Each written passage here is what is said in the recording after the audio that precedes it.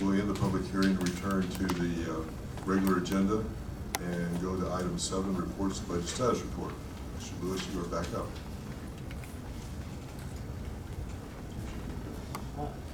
Here, Scott, members of the board, I'll try to make this a little quicker than the last presentation. This is your normal monthly financial update. You have a narrative document, just like every other month, and a summary chart along with all of the individual fund reports. In summary, we have finished up the school year, but we haven't finished up the fiscal year. What that means is for the school year portion, generally we are very close to finalizing our enrollment numbers. And so the enrollment that you have reported here is pretty close to the final that we will have. We'll have a few adjustments, but based on the revised budget that you adopted earlier this year, we're about 11 FTE short. And you can see in the chart that we dropped off a little more at the end of the year than we did in the previous 2 years, which is one of the reasons that when we got into May and June, that we made a decision in next year's budget document to lower our enrollment projection by 30 from the current year. So we're going to finish up actual average at 3,068 students, and next year's budget is 3031-ish. So hopefully we don't see that trend continue, but we did see a drop off at the end of the year. Our general fund balance at the end of the month was $939,303, again, very small.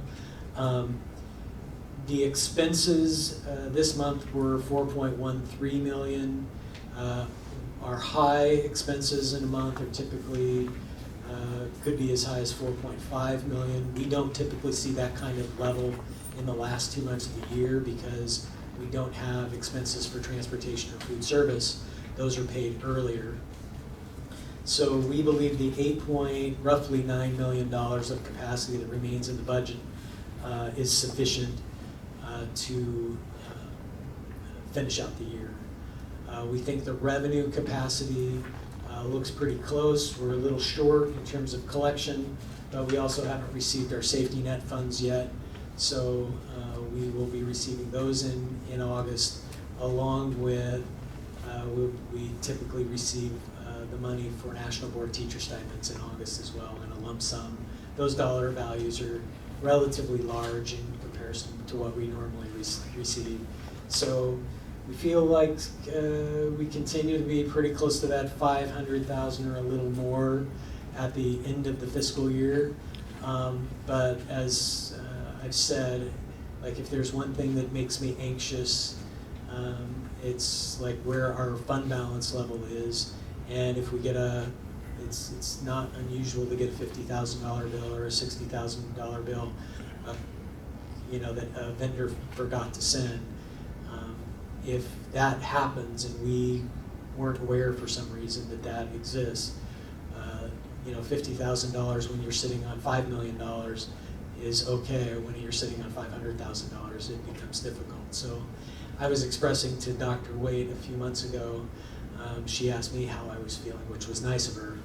And I said, when I was just out of college, didn't have a lot of money, and woke up a lot of days with that feeling of trying to figure out, are we going to make it through the next month with rent and food and everything? And in the back of your mind, you're always trying to figure out, do I pay the rent bill today, or do I pay the food bill today, or when is the next payday? And for the last several months, and probably for the next several months moving forward because of our fund balance level, that is the type of feeling that I will be feeling on a month-to-month basis. And I'm hoping by the end of the 4-year outlook that no one has to be in this position where they are feeling that kind of anxiety. We always need to feel some anxiety. It should not be focused around our funding level. But all that to say, we look like we're going to finish in the positive territory, which is way better than we felt like we were going to be earlier in the year. And there's a real light at the end of the tunnel and a path forward here. That concludes my report. Do you have any Questions for Mr. Lewis?